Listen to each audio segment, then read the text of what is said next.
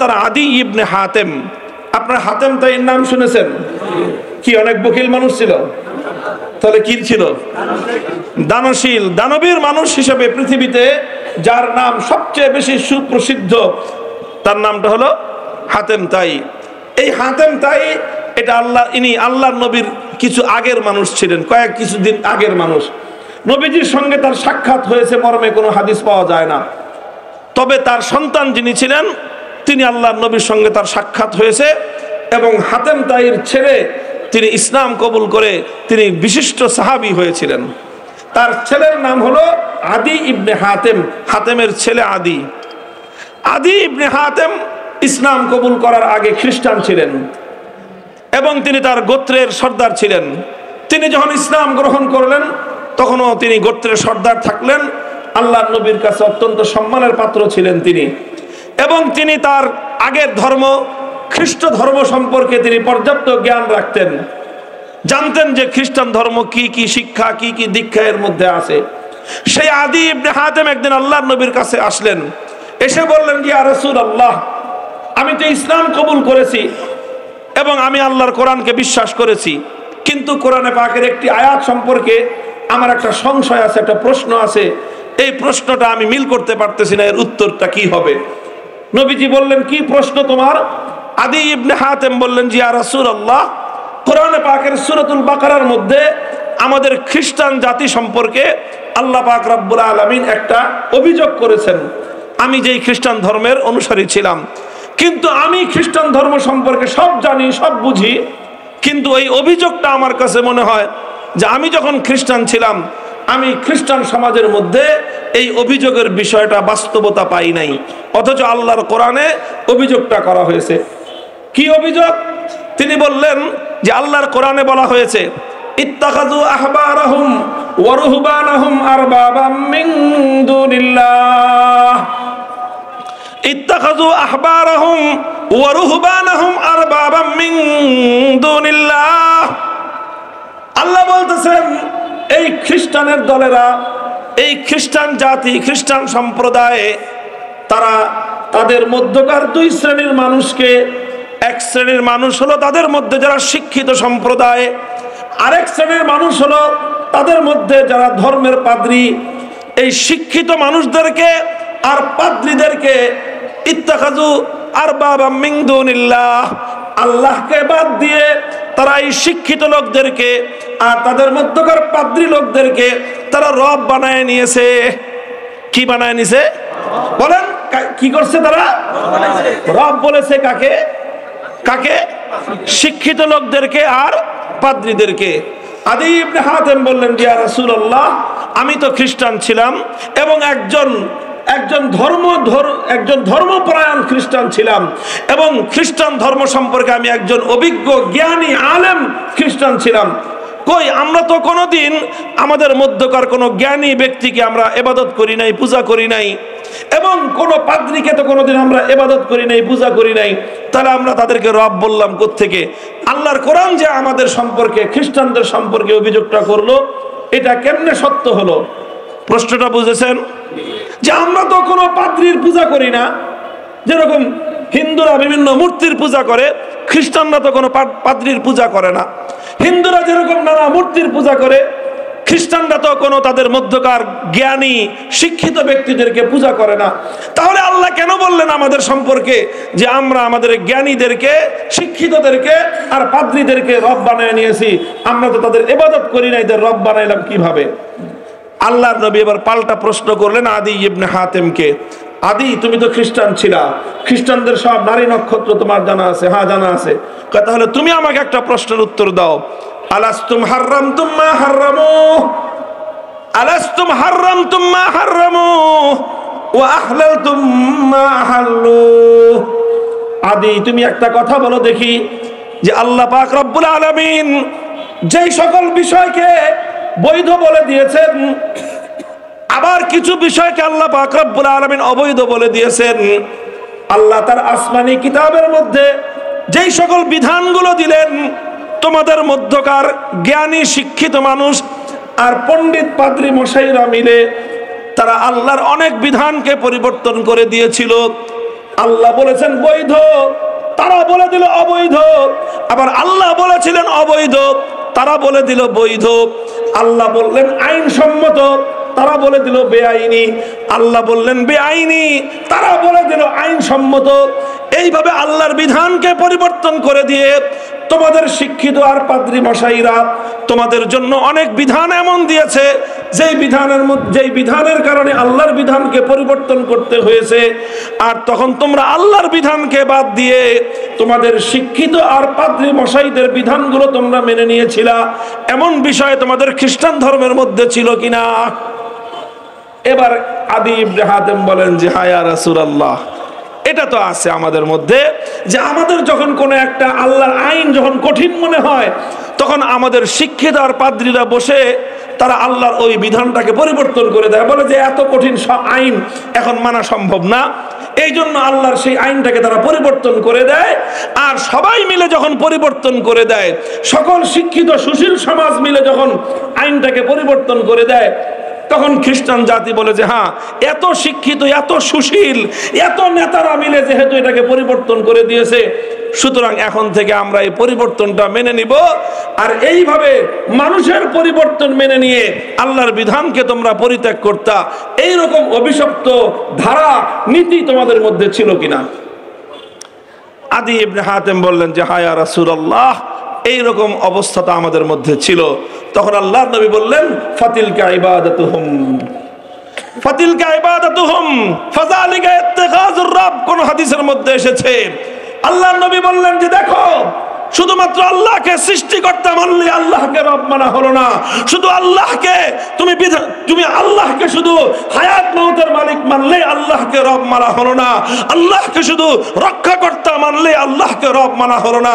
যতক্ষণ পর্যন্ত তুমি তোমার জীবনে একমাত্র বিধানদাতা আল্লাহকে না মানবা, ততক্ষণ পর্যন্ত তুমি আল্লাহকে রব মানছো বলে আল্লাহ স্বীকার করেন না।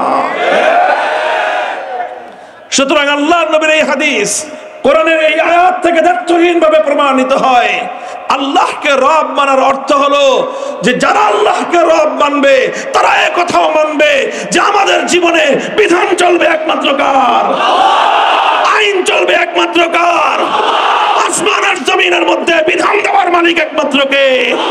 আসমান আর জমিনের মধ্যে আইন করার মালিক একমাত্র কে? নারায়ে তাকবীর, নারায়ে তাকবীর, আল্লাহু আকবার, কোরআনের আলো, কোরআনের আলো, নারায়ে তাকবীর, আল্লাহু আকবার।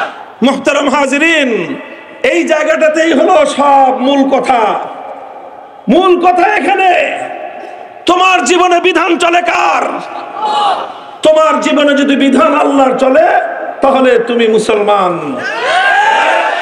তুমি যদি বিধানদাতা একমাত্র আল্লাহকে মানো তাহলে তুমি মুসলমান।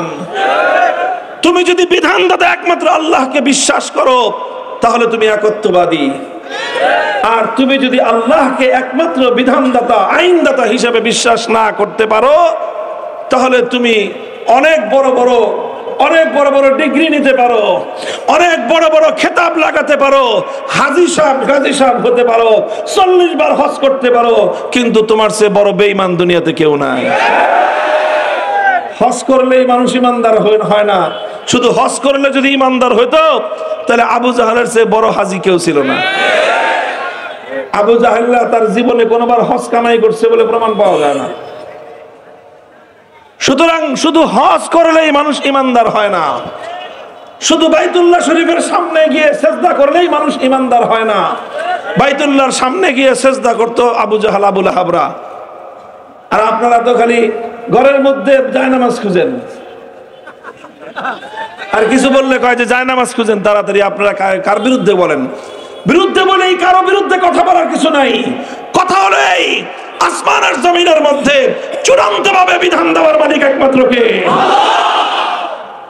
আল্লাহ শুধু মানুষের ব্যক্তিগত জীবনের বিধান দিবেন না সমাজ জীবনেরও বিধান দিবেন? আল্লাহ শুধুমাত্র সামাজিক বিধান দিবেন না মানুষের ব্যবসা বাণিজ্য অর্থনীতির বিধানও আল্লাহ দিবেন? বলেন। আল্লাহ বলল সুদ হারাম, আল্লাহ বলল সুদ অবৈধ, আপনার রাষ্ট্র বলল, আপনার সংসদ বলল, আপনার মন্ত্রী পরিষদ বলল সুদ বৈধ, আপনি আল্লাহর বিধানকে বাদ দিয়ে আপনার রাষ্ট্রের বিধান আপনি মেনে নিলেন, তাহলে আপনি রাষ্ট্রের সুনাগরিক হতে পারেন, আল্লাহর দৃষ্টিতে ঈমানদার হতে পারেন না। শুধু অর্থনৈতিক বিধান আল্লাহ দেন আর রাজনীতির বিধান শেখ হাসিনা খালেদা জিয়ারা দেয়। হ্যাঁ, তাহলে রাজনীতির ক্ষেত্রে বিধান মানতে হবে কার? রাজনীতির ক্ষেত্রে আদর্শ মানতে হবে কার? সুতরাং যারা বলে কথা গভর্নমেন্ট অফ দ্য পিপল, যারা বলে যে জনগণের ইচ্ছাই আইন, হিন্দুরা তো খোদা মানে শুধুমাত্র দুর্গা, কালী, সরস্বতী, কয়েকটা মূর্তিকে, তাই না? আর যারা বলে যে সমস্ত জনগণ ক্ষমতা আইন দিতে পারে, সমস্ত জনগণ মিলে যা বলবে সেটাই আইন, তারা লক্ষ লক্ষ কোটি কোটি খোদা মানে। হিন্দুরা কয়েকটা মূর্তিকে খোদা মানলে যদি বেঈমান হয়, তাহলে মুসলমান নাম ধারণ করে যারা কোটি কোটি মানুষকে খোদা মানতেছে, এরা হিন্দুদের চেয়ে ছোট বেঈমান না বড় বেঈমান? কাজে এই জন্য শুধু মুসলমান নাম ধারণ করলেই হবে না, সত্যিকার অর্থে ইসলামের বিশ্বাসকে অন্তরে ধারণ করতে হবে। আল্লাহর কোরআনের সূরাতুন নিসার 60 নম্বর আয়াতে আল্লাহ বলেছেন, আলাম তারা ইলাল্লাযীনা ইয়াজউমুনা আন্নাহুম আমানু বিমা উনজিলা ইলাইকা ওয়া মা উনজিলা মিন ক্বাবলিক ইউরিদুনা আন ইয়াতাহাকামু ইলাত তাগুতি ওয়া ক্বাদ উমিরু আন ইয়াকফুরু বিহি ওয়া ইউরিদুশ শাইতানু আন ইউদিল্লাহুম দালালাম বাঈদা। আল্লাহ বলেন, দেখেন কি সুন্দর করে একদম এই বর্তমান সম্প্রদায়ের, বর্তমান মুসলিম বিশ্বের মানুষগুলো সম্পর্কে আল্লাহ একেবারে অক্ষরে অক্ষরে তাদের অবস্থাটা আল্লাহ তুলে ধরেছেন। আল্লাহ বলেন যে দেখেন, কিছু মানুষ আছে ইয়াজউমুনা আন্নাহুম আমানু, তারা দাবি করে যে তারা ঈমানদার, তারা দাবি করে যে তারা মুসলমান, অথচ ইউরিদুনা আন ইয়াতাহাকামু ইলাত তাগুত, অথচ তারা মানব রচিত আইনের প্রতি বিশ্বাসী। আল্লাহ বলেন যে ওরা বলে মুখে মুখে যে আমরা ঈমানদার, অথচ তারা মানব রচিত আইনে বিশ্বাসী। অর্থাৎ আল্লাহ বলতে চান, যারা বলবে ঈমানদার, তারা কশ্চিনকালেও আল্লাহর আইন বাদ দিয়ে কোনো মানুষের আইনে বিশ্বাসী হতে পারে না। যারা আল্লাহর আইনের বিপরীতে মানুষের আইনে বিশ্বাসী হবে, আর কিছু হলে হতে পারে, ঈমানদার হতে পারে না। বুঝতে পারছেন আল্লাহ পাক রূহের জগতে কি সবক পড়াইছেন? আলাস্তু বিরাব্বিকুম, আমি কি তোমাদের রব না? এই কথার অর্থ ছিল, হে দুনিয়ার মানুষ, যখন তোমরা দুনিয়াতে যাবা, তখন তোমাদের জীবনে বিধান চলবে একমাত্র কার? তোমার ব্যক্তি জীবন চলবে কার বিধান অনুযায়ী? তোমার পরিবার চলবে কার আইন অনুযায়ী? তোমার বাড়িতে বিবাহ শাদী সহ সকল পারিবারিক অনুষ্ঠানগুলো চলবে কার আইন মেনে? তোমার ব্যবসা বাণিজ্য চলবে কার আইন মেনে? তুমি যদি রাজনীতি করতে চাও, তাহলে তোমার রাজনীতি চলবে কার আইন মেনে? সুতরাং যারা ঈমানদার, তারা কোশ্চিনকালেও আব্রাহাম লিঙ্কনকে আদর্শ মেনে তার আদর্শের রাজনীতি করতে পারে না। যারা ঈমানদার, তারা কোনোদিন কার্ল মার্কস, মাও সেতুং অথবা লেনিনদেরকে আদর্শ মেনে তাদের থিওরি মোতাবেক রাজনীতি করতে পারে না। কারণ কার্ল মার্কস, মাও সেতুং, লেনিনদের মতবাদ স্পষ্ট কুফরি মতবাদ, আব্রাহাম লিঙ্কনের মতবাদ সেটাও স্পষ্ট কুফরি মতবাদ। মুহতারাম হাজিরিন, কথা বলেছিলাম যে লম্বা বলবো না, ছোট্ট কথা। এই সবকটা খুব ভালো করে মনে রাখবেন। বিধান দেওয়ার একমাত্র মালিককে। আল্লাহর কোন বিধানকে চ্যালেঞ্জ করার ক্ষমতা সারা দুনিয়ার সমস্ত মানুষের নাই। সারা দুনিয়ার সমস্ত মানুষের নাই। দুনিয়ার সব মানুষ মিললে আল্লাহর সমান হবে? বলেন, দুনিয়ার সব মানুষ একত্রিত হলে আল্লাহর ক্ষমতার সমান তাদের ক্ষমতা হবে? দুনিয়ার সমস্ত মানুষ মিলে একটা পিঁপড়া সৃষ্টি করতে পারে? আর সমস্ত মানুষকে সৃষ্টি করেছেন কে? আল্লাহ। সুতরাং সমস্ত মাখলুক মিলে যেরকম খালেকের সমান হতে পারে না, সমস্ত মাখলুক মিলে যেমন একটা চিমটি পর্যন্ত কোনো কিছু সৃষ্টি করতে পারে না, ঠিক তদ্রুপ সমস্ত মাখলুক মিলেও আল্লাহর আইনের বিরুদ্ধে একটা আইন করতে পারে না।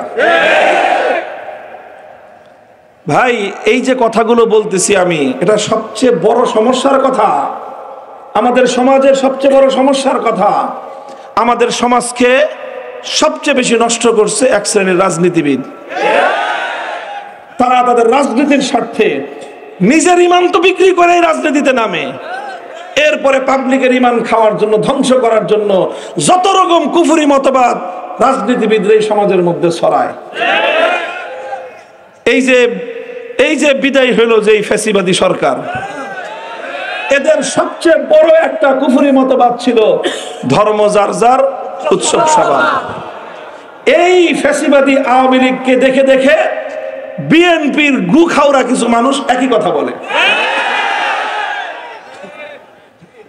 এই সমস্ত কুফরি কথা বলার আগে তুমি আগে তোমার ইমানের পরিচয়টাকে ত্যাগ করে নাও, কারণ এই ধরনের কুফরি মতবাদ ধারণ করলে কোনো মানুষ ইমানদার হতে পারে না। আরেকটা কুফরি মতবাদ হলো ঠিক এরকম, যেটাকে বলা হয় সেকুলারিজম, যে রাজনীতির মধ্যে কোনো ধর্মের আইন চলবে না। তো ধর্মের আইন চলবে না, তুই রাজনীতিটা করবি তোর বাপের বানানো পৃথিবীতে না আল্লাহর বানানো পৃথিবীতে? এই পৃথিবীটা বানিয়েছে তোর বাপ দাদা না আল্লাহ? আল্লাহর বানানো জমিনে, আল্লাহর বানানো আসমানের নিচে, আল্লাহর বানানো বাতাস খেয়ে, আল্লাহর বানানো পানি পান করে, আল্লাহর বানানো অক্সিজেন দিয়ে, আল্লাহর বানানো খাদ্য বস্ত্র বাসস্থানের মধ্যে বসবাস করে তুমি এখানে বলবা আল্লাহর আইন চলবে না, তোমার বানানো আইন চলবে? তোমার চেয়ে বড় গাদ্দার আর বিশ্বাসঘাতক কেউ হতে পারে না। নারায়ে তাকবীর, নারায়ে তাকবীর। ইসলামের শত্রুরা হুঁশিয়ার সাবধান, হুঁশিয়ার সাবধান। ইসলামের শত্রুরা নাস্তিকদের আস্তানা ভেঙে দাও, ঘুরিয়ে দাও। নারায়ে তাকবীর। মুহতারাম হাজিরিন, আমি জানি না যে আমার এই কথার পরেও হয়তো আপনারা অনেকে দুনিয়ার স্বার্থে, দুনিয়ার ক্ষমতার স্বার্থে, দুনিয়ার পাওয়ারের স্বার্থে, দুনিয়ার টাকা পয়সার স্বার্থে আপনারা হয়তো অনেকে কুফরি মতবাদে বিশ্বাসী হয়ে রাজনীতি করবেন। সেক্ষেত্রে আমি আপনাদেরকে খুব ভালো করে এই জিনিসটা বুঝিয়ে দেই যে রাজনীতি করতে হলে করেন, কিন্তু নিজের ইমানটাকে বিসর্জন দিবেন না, নিজের ইমানটাকে বিসর্জন দিবেন না। মনে রাখবেন যে এই যে আমাদের দেশেও এই যে আইন তৈরি করবার জন্য সার্বভৌম ক্ষমতা দিয়ে রাখা হয়েছে সংসদকে। কাকে? জাতীয় সংসদে যেটা আইন তৈরি হবে সেটাই আইন, চাই সেই আইনটা আল্লাহর আইনের বিরুদ্ধে হোক অথবা আল্লাহর আইনের পক্ষে হোক। এই জন্য আমাদের জাতীয় সংসদ আল্লাহর আইনের বিরুদ্ধে অনেকগুলো আইন তৈরি করে রেখেছে, অথচ এই আইন তৈরি করার অধিকার আল্লাহ পাক কাউকে দেন নাই। আল্লাহর আইনের বিরুদ্ধে আইন তৈরি করার অধিকার আল্লাহ কাউকে দেন নাই। সুতরাং যারা আল্লাহকে বাদ দিয়ে জাতীয় সংসদকে আইন প্রণেতা মানবে যে তারা আল্লাহর আইনের বিরুদ্ধে আইন করতে পারে, তাহলে তুমি সংসদের সদস্য কয়জন? 350 জন না? তাহলে তুমি 350 খোদা বিশ্বাস করলা। মক্কার কুরাইশের কাফেররা 360 খোদা বিশ্বাস করেছিল, তুমি 350 খোদা বিশ্বাস করলা। কাজেই তারা যদি ইমানদার না হয় তুমি ইমানদার হইলা কেমনে? ওরা মুর্দা খোদা বিশ্বাস করেছিল, তুমি জিন্দা খোদা বিশ্বাস করেছো। সুতরাং ওরা মুর্দাই বেঈমান, তোমরা জিন্দা বেঈমান। এই জন্য এই জায়গাটা পরিষ্কার করে রাখবেন, খুব ভালো করে পরিষ্কার করে রাখবেন যে আইন বিধান চূড়ান্ত ভাবে এমন বিধান যেই বিধানের বিরুদ্ধাচরণ কেউ করতে পারে না, এমন বিধান যেই বিধান বাতিল করার অধিকার দুনিয়ার কারো নাই, এইরকম বিধান দিতে পারেন একমাত্র কে? আল্লাহ যেই বিধান দিয়েছেন সারা দুনিয়ার সমস্ত মানুষ মিলে আল্লাহর বিধানের লক্ষ লক্ষ কোটি কোটি ধারার একটা ধারাও পরিবর্তন করার অধিকার নাই। যারা আল্লাহর বিধানের মধ্যে হাত দিবে তারা সব হলো বেঈমান এবং কাফের। আল্লাহ পাক বুঝবার তৌফিক দান করেন। ইন্নাল্লাযীনা ক্বালু রাব্বুনাল্লাহ, এই যে দেখেন একটা কথার উপরে যে এত বড় পুরস্কার এমনি না মাগনা না, কারণ এই এক কথার মধ্যেই পুরা ঈমান এর মধ্যে অন্তর্ভুক্ত আছে। আল্লাহকে রব মানা এই এক কথার মধ্যেই পুরা কোরআন আছে, আল্লাহকে রব মানা এই এক কথার মধ্যেই পুরা শরীয়ত আছে, এই এক কথার মধ্যে ইসলামের পূর্ণাঙ্গ জীবন ব্যবস্থাকে অনুসরণ করা, ইসলামের পূর্ণাঙ্গ জীবন ব্যবস্থাকে মেনে নেওয়ার অঙ্গীকার আছে। যারা নিজেদেরকে মুসলমান বলে অথচ ইসলামকে পূর্ণাঙ্গ বিধান মানে না, ইসলামকে পূর্ণাঙ্গ জীবন ব্যবস্থা মানে না, তারা মুনাফিক এবং গাদ্দার। যারা মনে করে যে ইসলামের মধ্যে মসজিদের বিধান আছে, ইসলামের মধ্যে নামাজের বিধান আছে, ইসলামের মধ্যে রোজা হজ যাকাতের বিধান আছে, কিন্তু ইসলামের মধ্যে রাজনীতির বিধান নাই, যারা এই কথা মনে করে তারা প্রকৃত অর্থে ইসলামকে অস্বীকার করে। আমি এই জন্য একটা কথা সবসময় বলি, রাজনীতি করা সবার জন্য দরকার না, জরুরি না। হ্যাঁ, যদি কেউ রাজনীতি করে তাহলে কোরআনের আইনের বিরুদ্ধে রাজনীতি করার কোনো অধিকার, কোনো সুযোগ কোনো ইমানদারের নাই। আল্লাহ পাক আমাদেরকে বুঝবার তৌফিক দান করেন। তাহলে আখিরাতের যে মহা পুরস্কারের কথা বলেছিলাম, সেই পুরস্কার অর্জন করতে হলে কয়টা বৈশিষ্ট্যের কথা বলেছিলাম? এক নম্বর বৈশিষ্ট্য হলো আল্লাযীনা ক্বালু রাব্বুনাল্লাহ, যারা বলবে আমাদের রব হলেন একমাত্র কে? আল্লাহ। আমরা বিধানদাতা মানি একমাত্র কাকে? আল্লাহ। আমরা আইনদাতা মানি একমাত্র কাকে? আল্লাহ। দোস্ত, এটা হলো প্রথম বৈশিষ্ট্য। এরপরে দুই নম্বর বৈশিষ্ট্য হলো সুম্মাস্তাকামু, তুমি যখন একমাত্র আল্লাহকে বিধানদাতা মানবা, তখন এই জগতের যত মানব রচিত বিধান রচয়িতারা আছে, যারা দুনিয়াতে নিজেদের বিধান অনুযায়ী দুনিয়া পরিচালনা করতে চায়, যারা নিজেরা আইন তৈরি করে মানুষকে শাসন করতে চায়, তাদের সঙ্গে তোমাদের সংঘাত তৈরি হবে। কি মনে করছো? তুমি এক আল্লাহর আইন, আল্লাহকে আইনদাতা মানবা, তুমি একমাত্র আল্লাহকে বিধানদাতা মানবা, মসজিদেও মানবা, বাজারেও মানবা, সংসদেও মানবা, মন্ত্রী পরিষদেও মানবা, গণভবনেও মানবা, বঙ্গভবনেও মানবা, তোমার বাড়িতেও মানবা, রাস্তায়ও মানবা, আসমানেও মানবা, জমিনেও মানবা। সব জায়গায় যখন তুমি একমাত্র আল্লাহকে জীবনের বিধানদাতা মানবা, তখন এক শ্রেণীর মানুষের সঙ্গে তোমার সংঘাত হবেই। আপনি যদি একটা জায়গা বলেন যে এই জায়গাটা আমার দখলে চলবে, আর আরেকটা লোক যদি এসে বলে যে না তোমার দখলে চলবে না, এই জায়গাটা আমার দখলে চলবে, তখন দুইজনের মধ্যে লড়াই বাঁধবে কিনা? ঠিক একই কথা আমরা যারা বলি যে সব জায়গায় বিধান চলবে কার? আল্লাহ। ব্যক্তি জীবনে বিধান চলবে কার? ব্যবসা বাণিজ্যে বিধান চলবে কার? সমাজ জীবনে বিধান চলবে কার? সাংস্কৃতিক অঙ্গনে বিধান চলবে কার? রাজনীতির অঙ্গনে বিধান চলবে একমাত্র কার? এই আপনি যখনই রাজনীতির অঙ্গনে রাষ্ট্রীয় পর্যায়ে বলবেন যে বিধান চলবে আল্লাহর, তখনই দেখবেন আপনার পাশের বাড়ির অথবা আপনার বাড়ির, আপনার ঘরের, আপনার রক্তের সম্পর্কের কিছু মানুষ উঠে দাঁড়াবে। তারা বলবে যে না, মসজিদের মধ্যে আল্লাহর বিধান চলবে, রাজনীতিতে আল্লাহর বিধান চলবে না। তখন আপনি ইমানদার, সে হলো বেঈমান। হতে পারে আপনার ভাই হাবিলও আদমের সন্তান ছিল, কাবিলও আদমের সন্তান ছিল, হাবিল নেককার ছিল, কাবিল বদকার ছিল, হাবিল মজলুম ছিল, কাবিল জালেম ছিল, হাবিল জান্নাতি, কাবিল জাহান্নামী। নারায়ে তাকবীর, নারায়ে তাকবীর, আল্লাহু আকবার। তমতামুদ্দার দিন চাই, তমতামুদ্দার দিন চাই। ৭২-এর সংবিধান বাতিল করতে হবে, ৭২-এর সংবিধান। এত কথা তো আর বলি নাই, ৭২-এর সংবিধান কি জিনিস এটা আজকে আলোচনা করি না, এই জন্য পাবলিক বুঝবে না।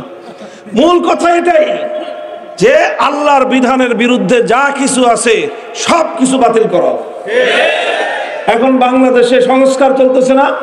সংস্কারের আবহাওয়া চলতেছে, আমি সব জায়গায় কথা বলি। কাজী আমরা এতদিন পর্যন্ত বেশি কিছু বলি নাই, কিন্তু আলহামদুলিল্লাহ ৫ই আগস্টের বিপ্লব বাংলাদেশের মানুষের হিম্মত বৃদ্ধি করে দিয়েছে। এই বিপ্লব ছিল আল্লাহর জমিন থেকে সকল মূর্তির আখড়াকে উচ্ছেদ করার বিপ্লব। এই বিপ্লব ছিল তাওহীদ বিরোধী যত শিরকের আস্তানা আছে সব শিরকের আস্তানা বঙ্গোপসাগরে ভাসিয়ে দেওয়ার বিপ্লব। আর এই বিপ্লব ছিল ইসলামী বিপ্লবের পূর্বাভাস। প্রতিদিন সকালবেলায় সূর্য উদিত হয়, কথা বলেন। সূর্য উদয়ের ঘন্টাখানেক আগে সুবহে সাদিক হয়। সুবহে সাদিক মানে পূর্ব আকাশটা একটু আলোকিত হয়ে যায়, তখনও কিন্তু সূর্য ওঠে না। সূর্য ওঠার ঘন্টা দেড় ঘন্টা আগেই আকাশের পূর্ব প্রান্ত আলোকিত হয় কি হয় না? এই আলোকিত হওয়ার দ্বারা একটা মেসেজ, একটা আভাস দুনিয়ার মানুষ পায়, আর কিছুক্ষণ পরে সূর্যের উদয় ঘটবে।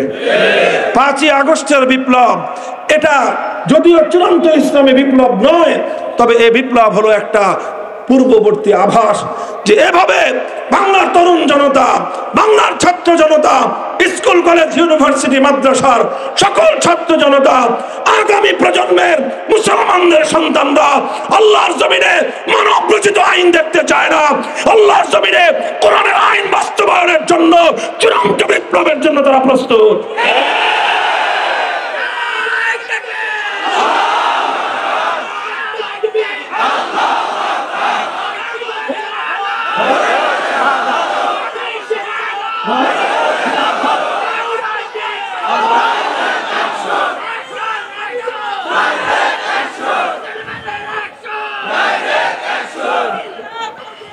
মুহতারাম হাজিরিন, ইনশাআল্লাহ কথাগুলো যে বললাম যে এক আল্লাহকে রব মানতে হবে, আল্লাহকে যখন আপনি রব মানতে যাবেন, যদি বুঝে শুনে মানেন, তাহলে শয়তানের কিছু চেলাচামুন্ডা যারা আছে তাদের সঙ্গে আপনার বাধা আসবেই, তাদের সঙ্গে আপনার মতপার্থক্য হবেই, তাদের সঙ্গে আপনার দ্বন্দ্ব লাগবেই। এই দ্বন্দ্ব না লেগে কোনো উপায় নাই। আল্লাহ বলে দিয়েছেন, আল্লাযীনা আমানু ইউকাতিলুনা ফি সাবিলিল্লাহ ওয়াল্লাযীনা কাফারু ইউকাতিলুনা ফি সাবিলিত তাগুত ফাকাতিলু আউলিয়া আশ-শাইতান। যারা আল্লাহর উপর ঈমান আনে তারা আল্লাহর বিধান বাস্তবায়নের জন্য লড়াই করে, আর যারা শয়তানের চামচা, শয়তানের দোসর, তারা শয়তানের আদর্শ বাস্তবায়নের জন্য তারা লড়াই করে। এক দল আল্লাহর দল, আর এক দল শয়তানের দল। আল্লাহর দল আর শয়তানের দলে কোশ্চেন করে আপোষ হতে পারে না। কাজে আপনি যখন আল্লাহকে একমাত্র বিধানদাতা মেনে নিয়ে আপনি ঈমানকে যখন মজবুত করে জীবনের প্রত্যেকটা কাজ পরিচালনা করতে যাবেন, তখনই শয়তানের দোসরদের সঙ্গে আপনার লড়াই বাঁধবে। লড়াই বাঁধলে কি করবেন? ভাগবেন? হ্যাঁ, তখন ঈমানের অবস্থা কি হবে? কচু পাতার পানি। কচু পাতার পানি দেখতে কিন্তু খুব সুন্দর লাগে, কিন্তু সামান্য একটু বাতাসের ঝাপটা আসলে কচু পাতার পানির আর কোনো সন্ধান খুঁজে পাওয়া যায় না। কথা বলেন ঠিক না বেঠিক? আমাদের সমাজে ঈমানদার অধিকাংশই আমরা কচু পাতার পানির মতো। ঈমান আছে কতক্ষণ? যতক্ষণ সুখে আছি, যতক্ষণ ভালো আছি।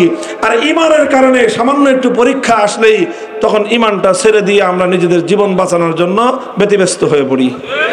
এই জন্য আল্লাহ বলেছেন, তুমি যদি মুক্তি চাও, তুমি যদি মহাসৌভাগ্য চাও, আল্লাহর এই জমিনে থেকে, আল্লাহর পক্ষ থেকে প্রেরিত নূরানী ফেরেশতাদের অভয় বাণী আর সুসংবাদ বার্তা যদি তুমি পেতে চাও, তাহলে তোমাকে আল্লাহকে রব বলে ঘোষণা করে ক্ষান্ত হলেই চলবে না, বরং মৃত্যুর আগ মুহূর্ত পর্যন্ত অটল এবং অবিচল থাকতে হবে। আল্লাহ আমাদের সকলকে তৌফিক দান করেন। আমরা বুঝে শুনে, একেবারে ভালো করে বুঝে শুনে বললাম আমাদের রবকে। আমি বলছিলাম শুরুতেই, আপনারা বলেছেন, সবাই বলছি আমাদের রবকে। না বুঝে বলছিলেন, আজকে থেকে বুঝলেন রব বলার অর্থ হলো বিধান চলবে কার? যারা আল্লাহর বিধান চলবে এই কথা বলেন না, তারা আল্লাহকে রব বলেন না। মিথ্যা কথা বলবেন কেন? কারণ আপনি তো আল্লাহর বিধান মানেন না, তাহলে আপনি আল্লাহকে, আপনার রব তো আল্লাহ হলো না। কাজেই এই ভাওতাবাজির দরকার আছে। যেটা আপনি যেটা মানেন সেটা বলবেন, আর আপনি যদি আল্লাহকে রব বলেন তাহলে আপনি বলবেন বিধান চলবে একমাত্র কার? এটা বলার পরে অটল এবং অবিচল থাকতে হবে। রাজি আছি? যদি জীবন দিতে হয় রাজি আছি, শাহাদাতের জন্য প্রস্তুত আছি। আর আল্লাহর সেই আইনকে, আল্লাহর বিধানকে, আল্লাহর কোরআনের শাসন ব্যবস্থা, খেলাফতের ব্যবস্থা, একমাত্র আল্লাহ প্রদত্ত আল্লাহর আইন বাস্তবায়নের ব্যবস্থা জমিনে বাস্তবায়ন করার জন্য রক্ত দিতে হলে, জীবন দিতে হলে, সর্বোচ্চ ত্যাগ আর কোরবানি স্বীকার করে হলো সেটার জন্য কারা কারা প্রস্তুত থাকবেন ইনশাআল্লাহ?